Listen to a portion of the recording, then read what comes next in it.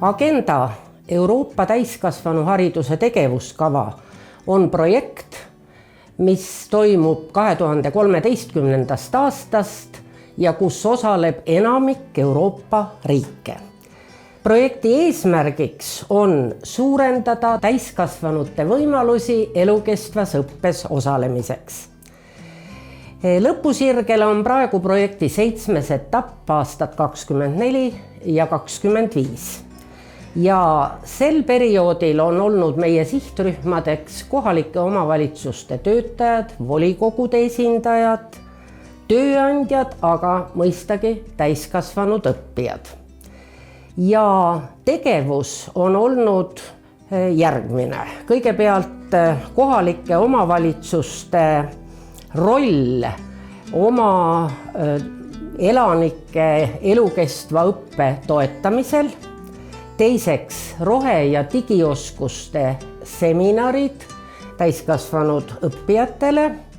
Kolmandaks tööandja roll õppimisega seonduvalt. Meil oli ETV-s saade Õpe ei lõppe. Ja ükski projekt ei toimu ilma rahvusvahelise koostööta.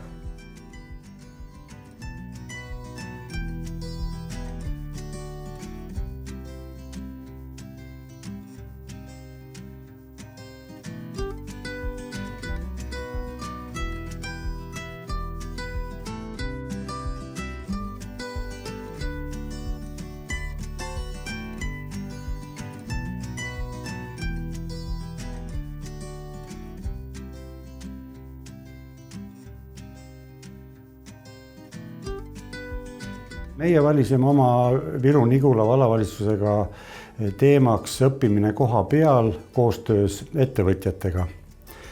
Ja peab kohe algul ütlema seda, et ega see projekt väga libedalt meil ei läinud. Me võtsime ühendust kohalike ettevõtetega, nende juhtidega ja kuna Viru-Nigula vallas on praeguselt ka on põhiharidusega inimeste osakaal suhteliselt suur, siis see teema püstitus saigi sellest tulenevalt meil valitud. Ja kohtusime ettevõtjatega, leppisime kokku, et ettevõtted kaardistavad oma töötajaid ja leiavad siis, juhul kui neil on põhiharidusega inimesi, leiavad need inimesed, kes on nõus siis tasemeõppes järgmisel õppimisharidustasemel jätkama. Keila kooli täiskasvanute kool on loodud selleks, et muuta täiskasvanute haridus paindlikuks ja nähtavaks. Miks see oluline on? Paljud täiskasvanud vajavad õpikeskkonda, et ühendada oma töö ja pereelu. Seetõttu pakkusime välja lahenduse, et ühendada hübriidõppe ja veebiõppe võimalused. Tulemused. Õppijate arv kahekordistus, rahulolu kasvas ning paindlikkus ja iseseisev võimalus said kõrgelt hinnatud. Peipsiääre Vahva Rahvakool sai alguse täiskasvanu hariduse arenguprogrammi täiskäik raames. Arenguprogrammis püüdsime oma meeskonnaga leida parimaid viise eakate inimeste toetamiseks ning kaasamiseks ja nii sündiski Rahvakool. Vahva Rahvakool on mõeldud valla elanikele vanuses 60+, pakkudes kord kuus toimuvaid loenguid, arutelusid ning töötubasid. Peipsiääre Vahva Rahvakool alustas regulaarsete loengusarjadega jaanuarist 2025. Eakad inimesed tulid kohe aktiivselt kaasa lööma, olid positiivselt meelestatud ning toetasid ka meie meeskonda. Eestis väheneb sündivus ja paratamatult toob see kaasa tööea pikenemise. Iga inimene loeb, iga oskus loeb. Elukestev õpe ei ole mitte tülikas lisakohustus, vaid see on võimalus hoida oma inimesed aktiivsetena. Töös ja kogukonnas kaasas. Kohalikud omavalitsused on Eestis vähekasutatud potentsiaal. Omavalitsus, see on ju kogukond. Ja kogukond saab kõige paremini kaasa aidata elukestva õppe toimumisele. Agenda projekt näitas väga selgelt. Kui omavalitsus teab oma elanike profiili, julgeb nügida ja teeb õppimise lihtsaks, siis on vallas või linnas õnnelikumad ja paremini hakkama saavad inimesed. Mitmed kohalikud omavalitsused juba mõtlevad ja teevad. Kaardistavad oma elanike vajadusi, omavalitsuse võimalusi, testivad lahendusi, võtavad partneriks tööandjaid.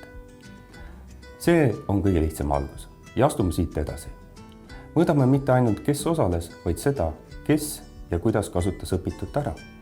Jõuame statistikaühikust päris õnnelike ja oskustega inimesteni. Teeme ära. Õppimine on omavalitsuse võimalus ja konkurentsieelis ja meie inimeste tulevik.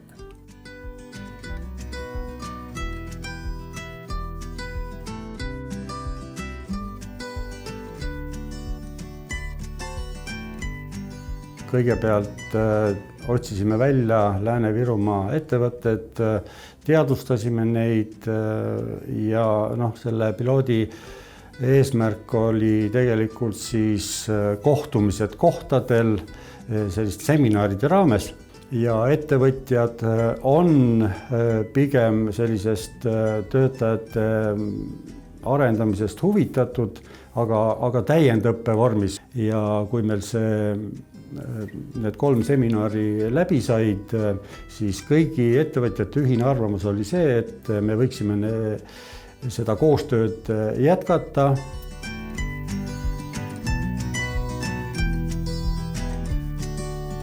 2016. aastal alustasime 3-4 ehk olime abikaasa ja mina ja 2 töötajat ja see oli meie algus. Kui me alustasime siin Lõiusel tootmist, siis ainult üks mees oli teinud midagi kunagi sarnast. Ehk kõik need mehed, keda me oleme siia tööle võtnud ja me oleme alustanud väljaõppega, on selle väljaõppe saanud siin koha peal.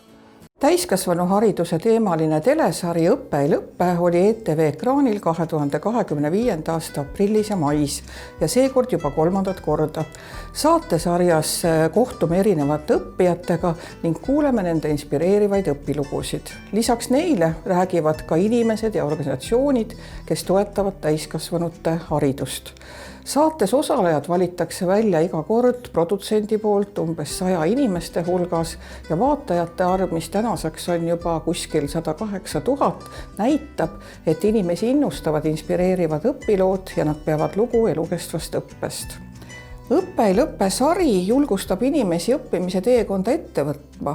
Näiteks need, kellel on jäänud kunagi keskhariduse või kõrghariduse omandamine pooleli, võiks saada saates sarnaste lugude tutvustamise puhul uuesti tõuke koolipinki asuda. Nii-öelda tavaliste inimeste õpilood kõnetavad inimesi ja me näeme, et kõik on võimalik. Haridus avab uksed paremale tulevikule. Vähem oluline ei ole ka see, et tööandjad oma töötajate õpinguid toetavad. Õppida ei ole kunagi hilja. Selle heaks näiteks on Tartu Ülikooli Väärikate ülikool, mis tegutseb täna juba 19 kohas üle Eesti ligi 4000 õppijaga. Mitmed kohalikud omavalitsused on Väärikate ülikooli ideest innustust saanud ja need programmid ka oma koduvallas ellu kutsunud, toetades ka õpitegevusi finantsiliselt.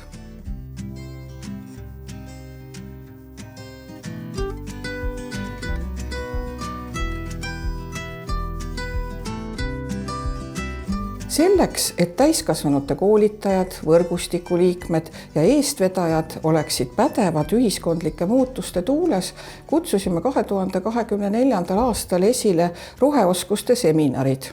Roheoskuste seminarid aitasid minu arvates tõsta osalejate teadlikkust, oma seisukohti kujundada ja ka enda jaoks mõelda, mis on roheoskused ja kuidas mina kui koolitaja saan neid ellu rakendada, et olla eeskujuks nii keskkonnasäästliku mõtteviisi kujundamisel kui ka väärtuste kujundamisel.